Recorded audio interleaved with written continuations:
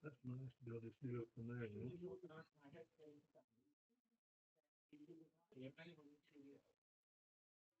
Yeah. So that's it. It's sort of the middle of the. Commissioner Maynard? Commissioner Alshire? Commissioner Barron? Yeah, I'll catch up with you. Mr. Barrett, Roll call, Commissioner Maynard? Roll call, Alden, excuse me, Commissioner Alden? Yeah. Commissioner Borman? Here. Commissioner Cox? here. Let me in the pledge of allegiance. Pledge allegiance to the flag of the United States of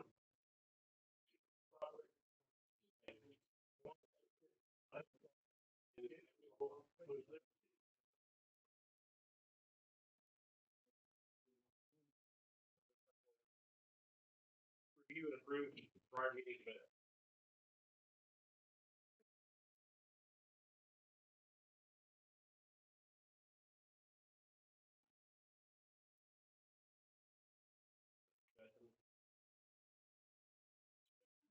Make a motion to approve the prior meeting minutes. Stated.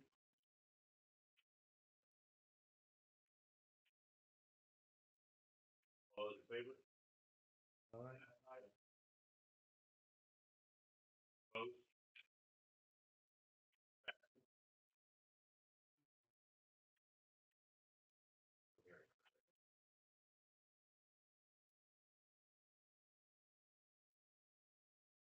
This time I'll open the public hearing for the Mayberry subdivision sketch.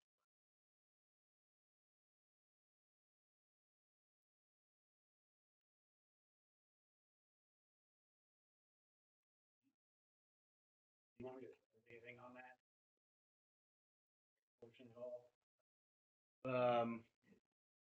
I would say let's wait and see what.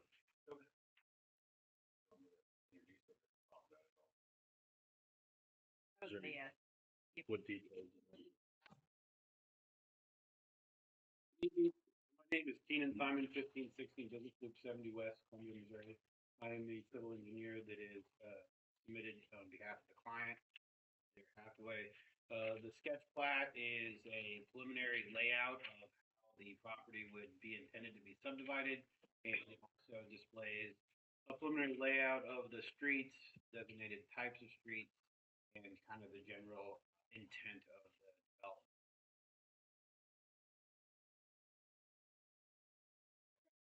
If you have any questions, here to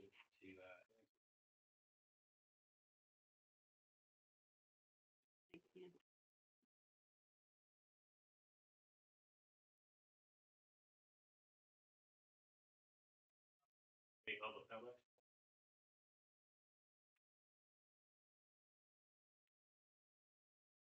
You're done. One up. Close the public hearing.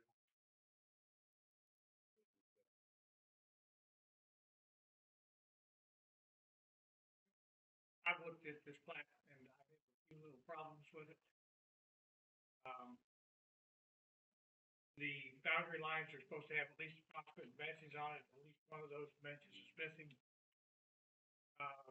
Wyndham Street is not clearly defined on, you can see it, but it doesn't designate what it is, you can't really tell unless you know that it's there. That's kind of important to know what the street offset is there. It's not too close to causing a problem. I don't think it is, but there's no dimensions or anything to show that. Boundary lines are incorrect in two places. This plat doesn't go out to the center of Jefferson Street, which is part of the legal description. And it includes the road on the east side of the property that is a dedicated road. And that is not part of the property. But they're acting as if it is.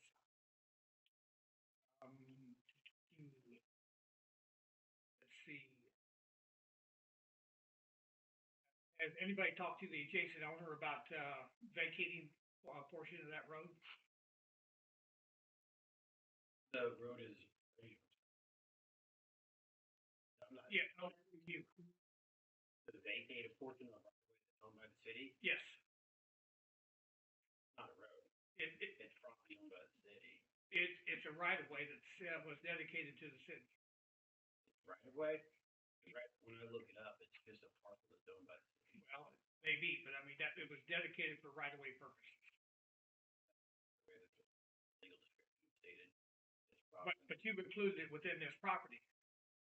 And the purpose of it is to make a road back there for this property. We file, I'll just be general. In regards to the sketch plat, requirements and checklists, we made all the criteria for the city requirements for what was required. So outside of that, this is a sketch plat that is before the preliminary plat. Understand We that. can work towards, maybe answering some of those questions at that time, but at this point, it's my understanding that we've met all the criteria required for the sketch plat. I would disagree with that. And by including property that is not part of what, the deeded property, and you have surveys that show that, I think that you have overstepped what you're allowed to do. We are intending to follow the general intent of connectivity and extension of a collector north and south. Shifting it into our, seemed to make sense with the, what we're proposing to do with the sketch plat.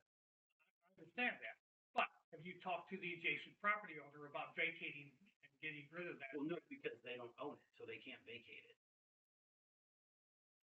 But that was put in there for the, intent, that was to be a city street.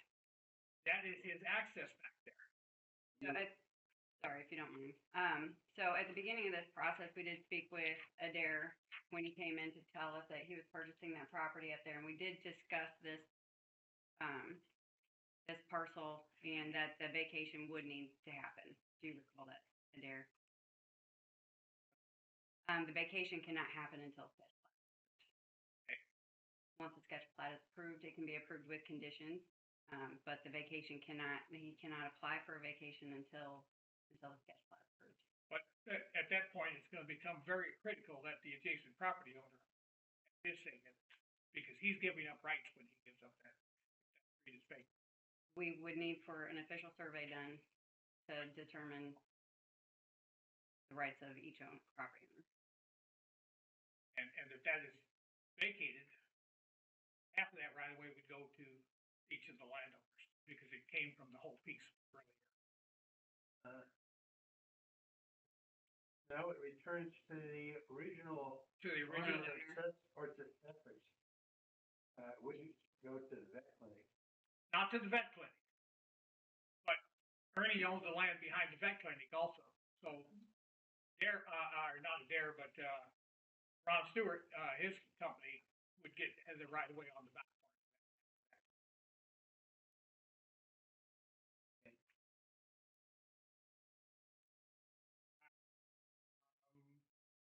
Street and lot dimensions are not required, but it certainly would have been helpful to have seen some of those. What is the width of the right of way dedicated along Jefferson Street? The required amount for it. I mean, that's not shown, and you didn't take the property line all the way out to where the property line is supposed to be. It's the center of the road, Yeah, we dedicated the required amount for it as well. okay? Sketch plat.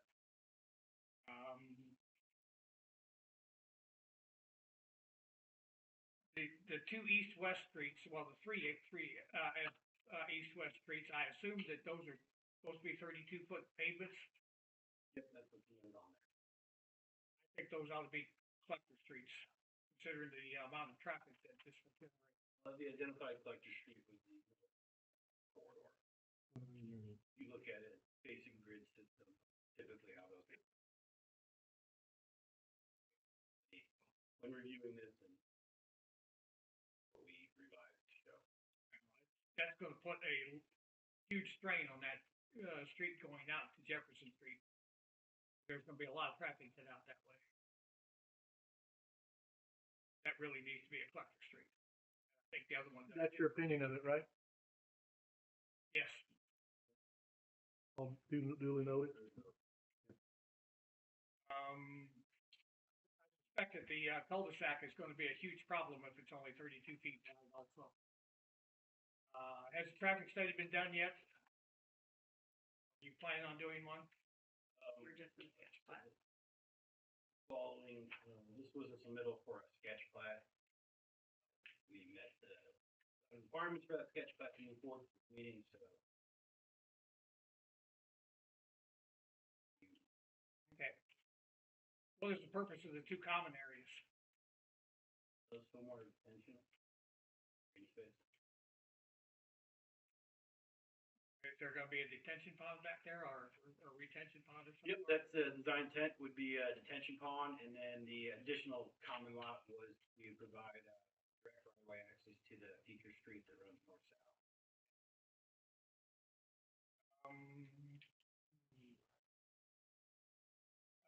There are 20 lots shown, with only one access. If these are duplex lots, that, would make 40 units. The maximum according to the fire code is 35 units. Unless there is more than one access. I see that you have a, I assume it's an alley. Yep, that's correct. That alley, according to the subdivision regulations, cannot be a public alley. It has to be a private alley. Takes away that access. Whether it's public or private, it doesn't, which one needed to be. So, Okay. the pavement width and the pavement amount. But even at that, the accesses are too close to each other to apply. So you would have to reduce the five lots or by several lots anyway, 5 units.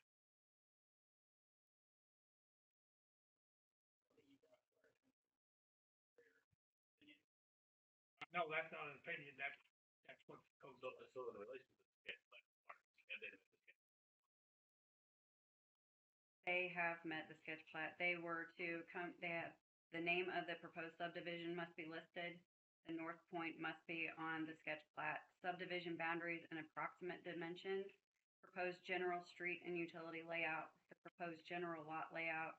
All existing streets and roads, wet and dry weather streams, floodplain areas, sinkholes, wetlands, and structures within the proposed subdivision and within 200 feet therefrom or less as required by the city administrator. Significant topographical and physical features as may be necessary or required by the city administrator, including those which extend beyond the limits of the property to be subdivided. The most recently available aerial photograph or assessor map at an appropriate scale for analysis purposes. This map may be used to identify the topographical and physical features in subsection A7 above, if those features are identifiable. So therefore, from. Yeah. Some of the detail. As well as the detail.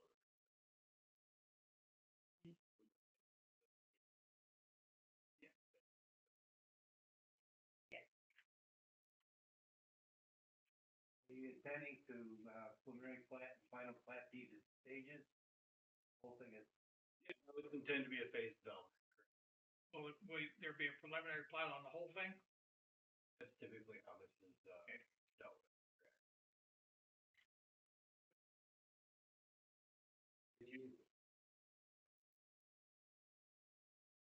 If you're giving directives and we receive from the city, while we're all being transparent here, the alley or fire code, you give us a little more information, or at least maybe to the city. Here's what I'm done speaking. Okay, go ahead. Give some direction, because this directly impacts the site layout. And what you're saying is in depth contradiction to what we've been told for the course of many months. So I'd like you to please explain. I don't think that. The code is pretty well established and we'll be able to. This was brought to Matthew's attention, this afternoon. We haven't had time to research it. So we'll be looking at it and, we'll talk and we'll look at I'd like for you to tell me in the fire code where that's at. I don't remember where it is, I found it before, but I didn't particularly look for it. Is there a reason why there's an alley there at all? I'm sorry, what? Is there a reason why there's an alley there at all? Yeah, the intent is to provide a second means of access back to the street extension at the northeast corner. The access point, according to the code, where it talks about 35 units, typically there's a distance that's required between the access points in order to meet that requirement. This would not conform with that. Understand your comment.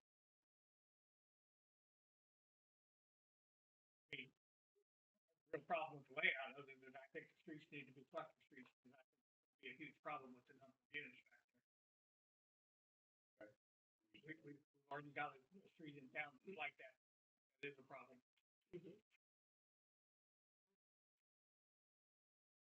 Any other commissioner comments?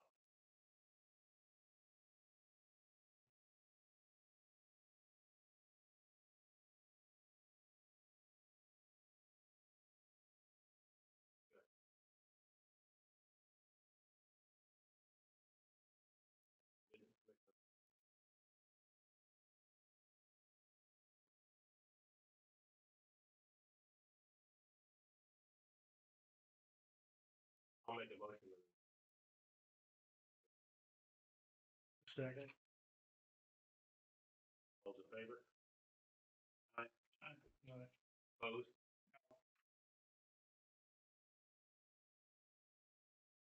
Forward the agenda. Commission members report. Okay. You wanna tell them about that? Yeah. Yeah, this is the ordinance that we've been discussing to remove 2 aldermen and add 2. It's what we discussed, you know, when we discussed before that we had 2 aldermen on the board. I think it's a conflict of interest if you folks here on this board said it's a recommending, agency to us, right? Entity that for us to be involved in what's gonna be recommended to those folks that are gonna be voting on it. So it seemed like to me a conflict that needs to probably get rectified. So that's where this comes from. So this is the ordinance basically to allow us to add 2 at-large citizens to the board, expanding the board, and then allowing the 2 older folks to be off the board in replacement 2 at-large people that would be part of the voting, recommending. You know, you guys recommend, y'all talk and decide what to recommend amongst us, and then it gets recommended to us. But that alleviates anybody other than me at this point, because I'm commissioned to be on, I'm mandated to be on the board, which is not a bad thing at all, but I would only be involved if there was a tie in the vote, when it comes to the council. And there's one other change that she did make in there.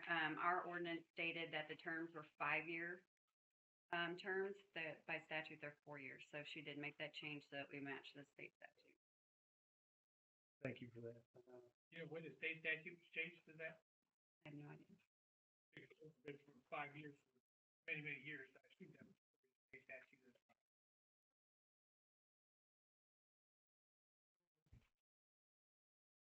Commissioner discussion? I was confused by the section on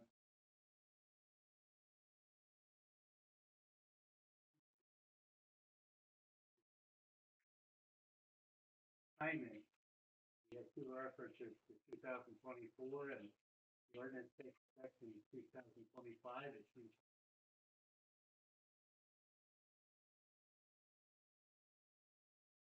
Yes, I would think that those should be 25. yeah, would Sydney double check that and Yes. make sure it's not a typo? And adjust it, make it correct, is that, we would vote on it based upon that being corrected. It should be a check and double check and corrected, right?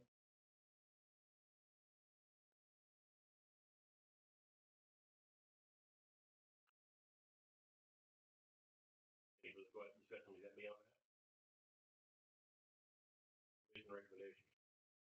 I'll make the recommendation to accept it, based upon, the checking by our attorney of the ordinance 2025. Breaking that. Second. Those in favor?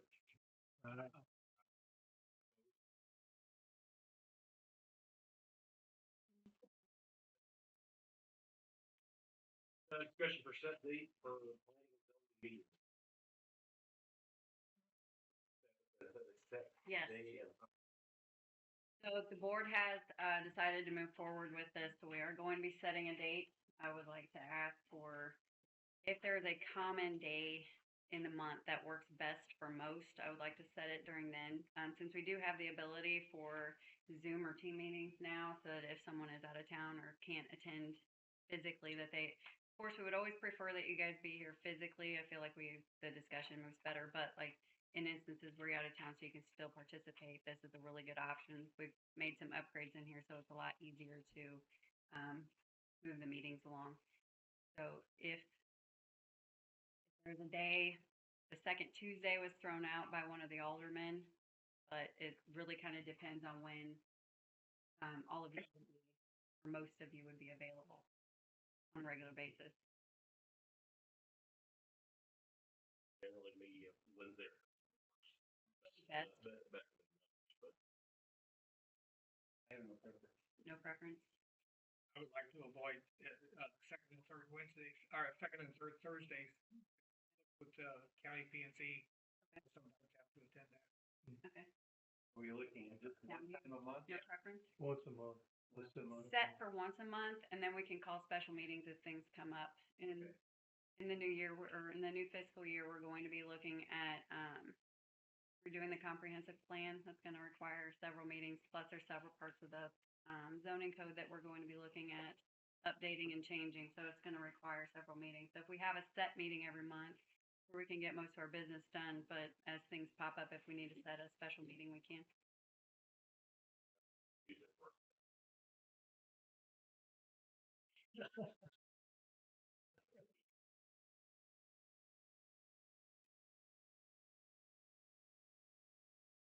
Sounds like Wednesdays are a good day. yeah, what is a good day? Would the second of the month be okay?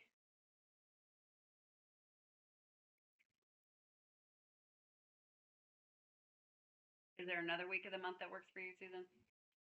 We travel, so I'm gonna get, me and her probably in the same. Probably not. We're probably in the same day. We travel, and I make the Monday meetings the second, third Mondays. I travel on Tuesday mornings earlier, leave Monday night late to the airport if I can, but so I might have to be remote some, but I would Okay. count on the board being more covered than us, cause I can jump on a team thing and Okay. be available. So, second Wednesday of the month? Any recommendation? Your recommendation for it's around the second of each month. And we Make recommendations, set the second Wednesday of the month, as a standard, meeting time for the, planning zoning committee. all in favor? This doesn't have to be set by ordinance, it's just a policy. No, it has to be, It has to be. we're gonna add it to the ordinance, yep. Okay. Why is it added to, can't it be a policy?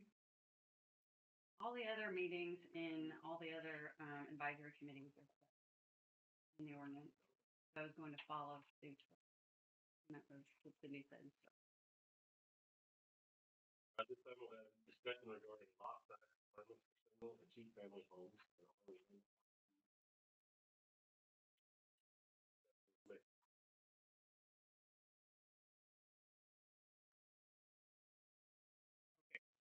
I have your original document that you had submitted previously. Yes. Do you want that? Yes. Let me make some copies.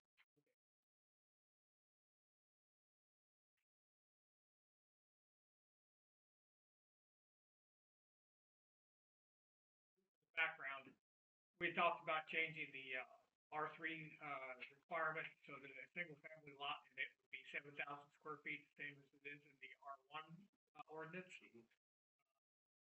But in the past, we have had some lots, that have been split, some downtown lots that are 50 by 120 or 6,000 square feet. We have, taken some corner lots and taken two depths and made them 60 foot wide by 100 foot deep, which is still 6,000 square feet. And, that works, and that you have the larger frontage of the 60 foot rather than the 50 foot. And I question whether we want to do away with that. Which we hadn't really thought about. One is an infill thing, for downtown area. If you change lots downtown, it's not a big deal. But it's a different, whereas before we were talking, when we were talking about this, we were talking about making them all the same. This would not be the same, but it's a use that has been allowed in the past, and I question whether we want to make that change or not. I'm not advocating necessarily for it or against it. Well, the little hamster. Yes. And, I've got an example of it here, and I think she's gonna bring that out. This is on the corner of, Singleton and Bar Street, and we turned those lots, they were 250-foot lots. We turned them the other direction, now they have 60 foot of frontage, they're 100 foot deep, they're 6,000 square feet, same as before. It seems to be perfectly acceptable, it worked. It's something, do we want to not allow that in the future? And that's R3 you're talking about? It's in an R3 district. This is an yes. R1. No, this is Okay. not an R1. Yeah, yeah. This would only be an R3. Got it, understood. Yeah, I just want to be clear on that. Thanks, Don. And it wouldn't be for new lots, it would be for existing lots and lots. replatting,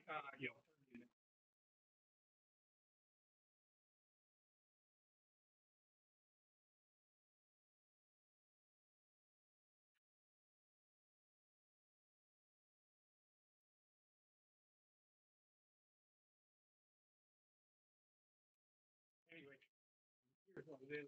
There was the lot line that we just changed. You got 6,000 square feet. Now there's 60 feet of frontage, which is what we're supposed to have. You might want to pass that around and show that. But in some ways, this is better because all these downtown lots are pretty much non-conforming at 50 foot.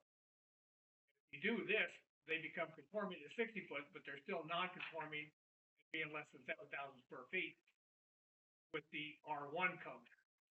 So, it's something that we may want to consider to allow for the R3. Continue to allow, it's allowed under the present ordinance. It's something that I hadn't thought of when we were talking about changing that to 7,000 feet.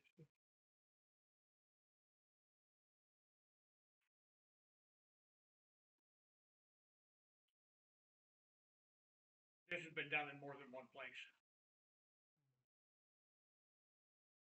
It just happens to be one that I did.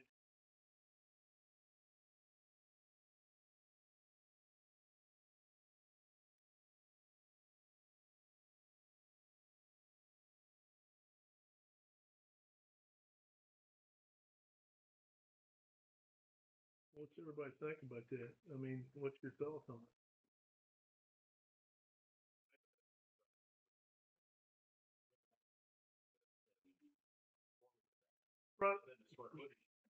Frontage to me is important. So in general, but I think what you're recommending is brought up is a good point because we've done it. Right, we've done it. And so then it's not been a problem, and I think it gives the ability for a property to be used, have more use to it, right? Yeah. Opting for it. To me, that extra frontage is more critical than the extra area that would be required. Because, you've got the same size of lots, you've just now got more frontage than what you had before. That makes a house more buildable on a corner lot that's only 50 foot wide. To have it 60 foot wide. Mhm.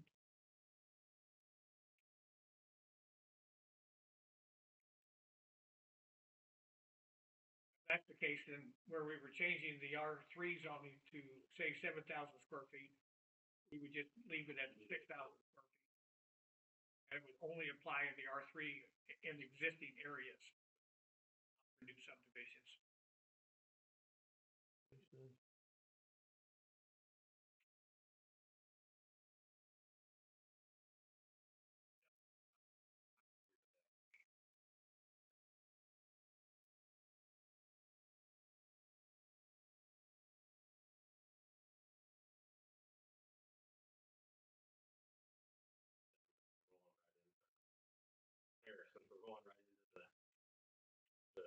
zoning code questions, do I need to do anything with 8, roll in the yard requirements?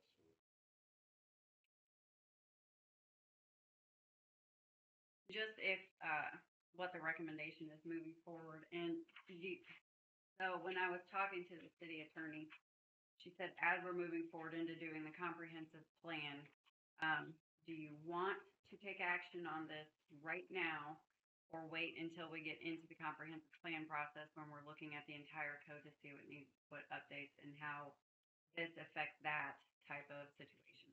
Well, the comprehensive plan is a plan, Mhm. so they don't get specific into the specifics of the ordinances. Okay. So it doesn't really I matter don't- if we go ahead with this at this point. I think it's fine to probably go ahead with it now. I mean, because I think it Okay. makes sense for the lot sizes to fit the need and what's been done at this point. Man, Then we would just need a recommendation if you guys are wanting to move forward with this to the board. Want me to, I could rewrite this. There's still a few things in it that need to be changed, make it clear as to what it was. Mm-hmm. But we'll make the change so it's still 6,000 square feet in there. I can give that to you. and 60-foot front. Yep. Those are the main things, I think. Do I have to have a recommendation then, based on those revisions? I would make a motion that we move forward with, I second the motion. All those in favor? Aye. Opposed? Good. All right, discussion regarding chapter 31, article 2, section 3120, subsection F. Yard and area regulation. Yes, that is the highlighted portion. At our last meeting, Boyd Harris had made a request for us to look at this, and I have an email that he would like read for the record.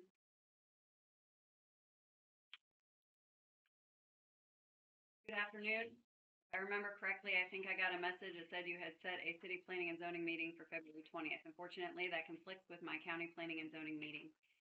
At the very least, I would appreciate this email be part of the record for your meeting and encourage the commission to act proactively and positively on the proposed ordinance change to do away with the rule that 2 lots with 1 house get combined into 1 lot and can't be separated. That ordinance actually precludes development potential in the older part of town and limits the ability to do some infill construction and revitalize older neighborhoods. So I would strongly encourage the commission to recommend to the council that the ordinance be done away with. Also, as you and I discussed at one point, it would seem to have some wisdom to establish a set date and time each month for planning and zoning commission meetings so that constituents could know there were some regularity, and then if there was no need to have a meeting, it's much easier to cancel one than to schedule it. I appreciate your consideration and efforts. Thank you, Boyd Harris. Discussion. Well, this is one that I was aware of. I hadn't been aware of it prior to this coming up with a client a while back. And basically what this section says is that if you have less than 60 foot, but it's a platted lot, yes, you can build on it. Okay.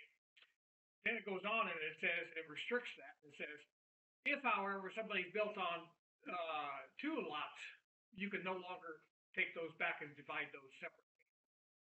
Well, this is kind of an infill situation. You'd like to have the infill in those areas, and this precludes some of that. You know, now you have, if you have 2 platted lots of 50 foot through there, and somebody built on 2 of those, they can no longer go back to 1, even if all the other houses on there are 50-foot lots. You know, it doesn't make a lot of sense from an infill standpoint. You want that development in there. And then conversely, it works the other way, that if you have someone now that can put 2 houses in a residential area where someone's built an 1,800 square foot home on a lot that they could, it depreciates the value potentially of that infill. That's possible. Very possible. But you generally tend not to have, you know, very high-end homes built on these smaller lots. Well, what's not a high-end home today? You can't get into a starter home for less than $250,000 almost if you want something you can live in for very long. I mean, that's what it's got to. So, I mean, But, you know, this is a matter of pricing these homes to the point where, you know, you can sell it and affordable housing. Well, but I think that that's part of what we look at in our plan, our comprehensive plan of being able to provide affordable housing in other areas that would get developed at that point, such as what we're doing with, some of this outlying territory at some point, I think will happen. That's just my thought on it, but for what it's worth.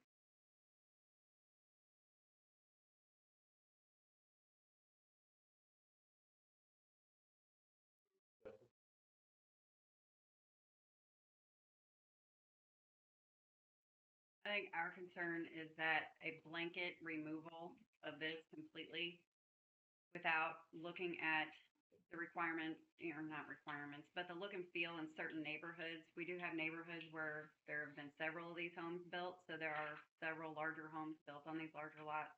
To where if that were to happen in that neighborhood and two smaller homes were built on two smaller lots, that could depreciate the value of the homes in that neighborhood. Whereas in another neighborhood, this could make sense. So I don't know what the right answer is here. Yeah, it really almost feels like it's just more planned development than it is, hey, let's have a lot, go to two lots, go back to one lot, like change something or infill something. Well, the ordinance, yeah, I agree with that, but the ordinance is in place today stating that a lot, it's gotta be a 60-foot wide lot. Correct. So people buy under that understanding. 100-foot lot, based upon our ordinance from what, the 60s now? 1961. Okay, has been in place. So if you're buying a property and it's 100 foot, you shouldn't assume and think you're gonna be able to put two houses on it. You should not. So that's part of buyer beware and be careful what you try to stretch out of something. I'm not against us doing the right thing in the right areas, but I'm pretty protective of R1 development in general, especially with existing housing that's in place. And we also need to look at these houses that have small lots, that have smaller houses on them, but we've always allowed for those folks to be able to build back on that lot that wouldn't be sufficient for a lot of things for those smaller homes that infill that away. We've got a lot of them go up and down. Tons of them with no garage, red ones, blue ones, gray ones, that meet a need for a certain economic. And I definitely agree with the buyer beware. I mean, do your homework, do your research. Here for a reason. Most people don't know that. Uneducated decisions are not our. I understand it, but I mean, most people don't understand that. Get into it later. I think where a lot of these smaller lots were done were like over on Reed Street. And it's almost like they built a house and they took what they wanted for the next one. They didn't pay any attention to the planted line. They didn't. That surely didn't happen. Well, It surely's never happened. they changed the dimensions of the final property by UT. And if you try and then go back and recorrect that, you're gonna run into difficulties with lot size and several other considerations. On the other hand, if there's a special circumstance, it may be possible that it falls under the lot split provisions, and the administrator can take a look and see that, well, the house now is on the property line that was originally planted, but we can do a lot split of that and have it adjusted where it would meet all the other criteria other than the 60 foot. And it might make some sense. And one thing I can tell, It allows for review that's above trailer level, government review. there have been lots that have been resplit in the past because nobody realized this was in our ordinance. Yep, it's been allowed to happen under the 61 ordinance we have in place. Well, I agree with that.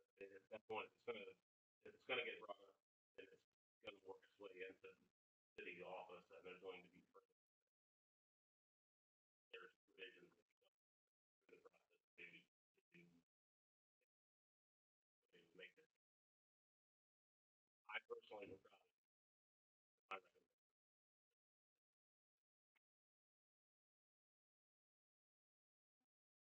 Do I have discussion or-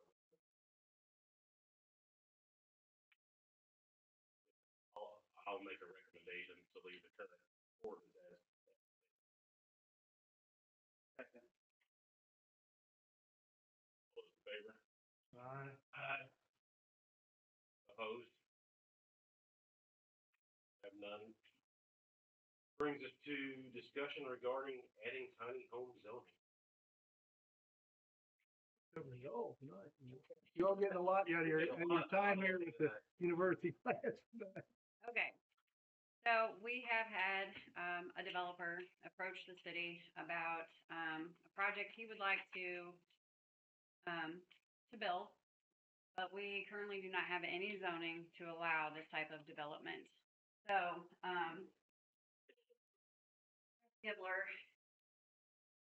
owns this property where the MoDOT building's at, up here on Highway 22. It also abuts the fairground, so he's got his business up front here. This is all zoned highway business. This portion back here, he is entertaining the idea of putting in some smaller homes and some temporary hookups for like RVs.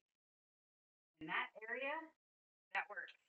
Now, would we want that all over town and anywhere in any zoning? Probably not. But if we wanted to look at where that type of zoning would work, I know, talked to the mayor about this, talked to a few of the board members. They seem warm to the idea to see if that could work in Centralia.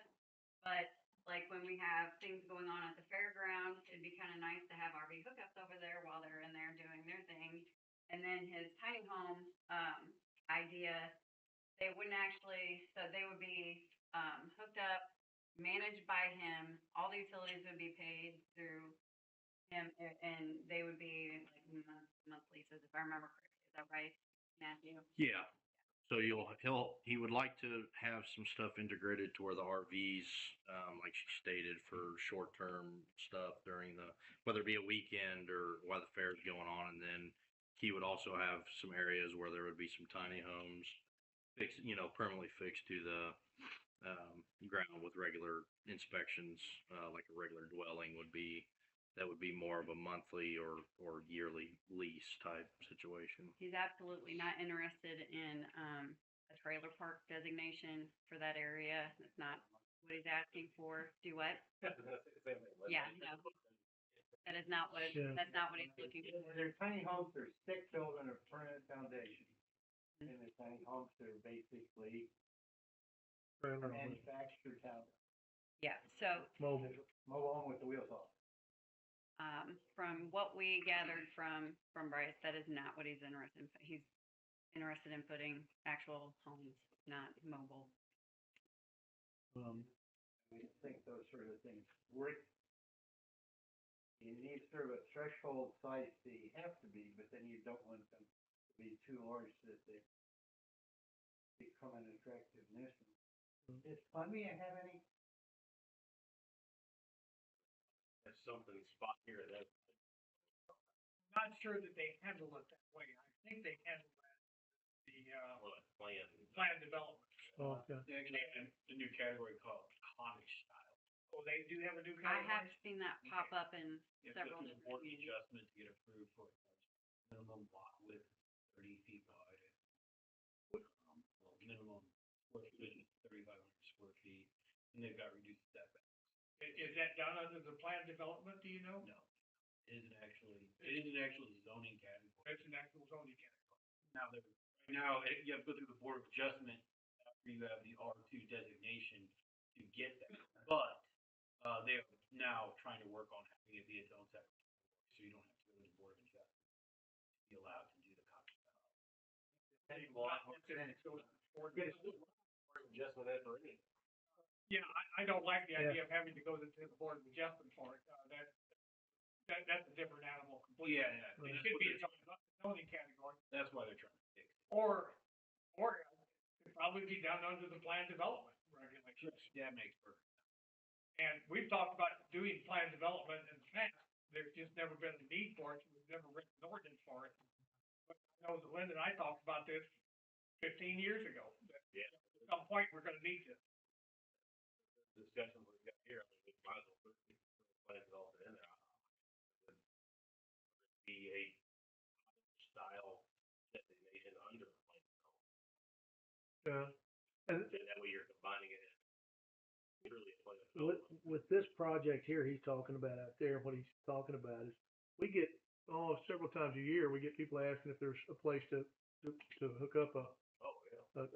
a trailer, a trailer as they're pulling through or going through for whatever it may be. So, Anchor Fest, probably there would be some potential that some of the vendors would use it, that area too as well. I don't know, it just depends, right? But Well, we get have the dump station, but yeah, a temporary use facility. yeah. I mean, I think you're right. I think that this is a place that makes sense. Where it's There's not a located, lot of places in town that this makes sense. where it's This located, does. it makes sense, right? And it does provide some service that we get asked for too, in a couple of ways, two factions. Affordable housing, small affordable housing, rentals, whatever it may be for somebody just out of high school, maybe that's starting a job and, or, they're starting out in the world or what have you. And then the travel trailers, the pull trailers, whatever, there's a lot of people that need those at times through the year. I think it add up more than it's one of those things you don't keep a meter on here. You don't click it every time somebody asks, but over the course of 365 days, there's probably, it'd be a decent amount of traffic to that part of it in an area. And they've asked about out here, but they'll rent you a thing, but who knows what kind of condition and shape, you don't know what you're looking to water over there, so. I think the biggest thing to this is, do we want it as a separate zoning, cottage zoning, or do we want it under the plan development? Or do we want both? I think it's time to do a plan development. Put an ordinance in place for a plan development. You're saying both, right? The plan, it's called plan development, but for allow provisions under that. I certainly think that could be done very That way you can have one plan development designation, but then the uses and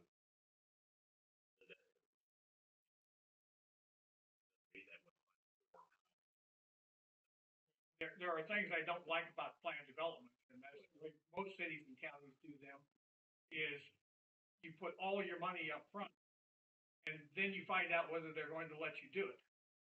I think that they ought to decide whether you can do it or not, and then you present a plan that meets their requirements.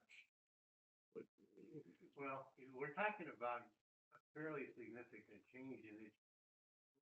Do it under the rewrite of the comprehensive plan. How does this affect the gentleman who made the first request?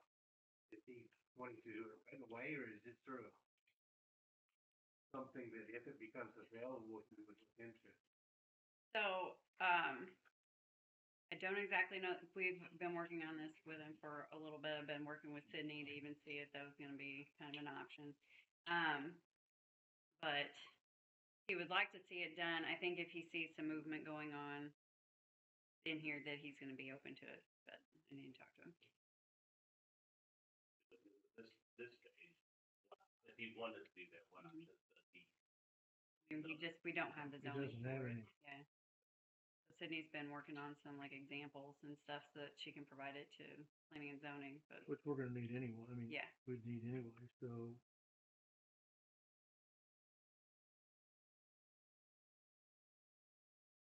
Maybe. For areas that we designate and regulations for this classification. Well, maybe we ask, from here, we ask that Sarah get with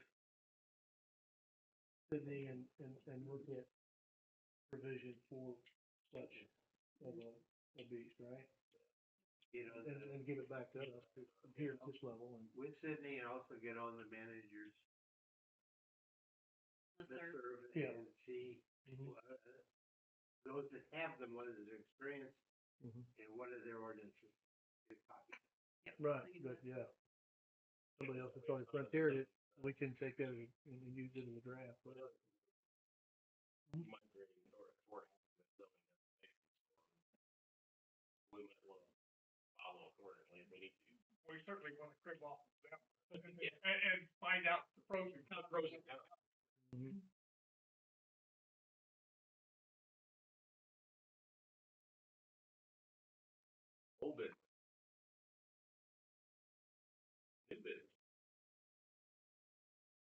Make a motion, we adjourn. Those in favor?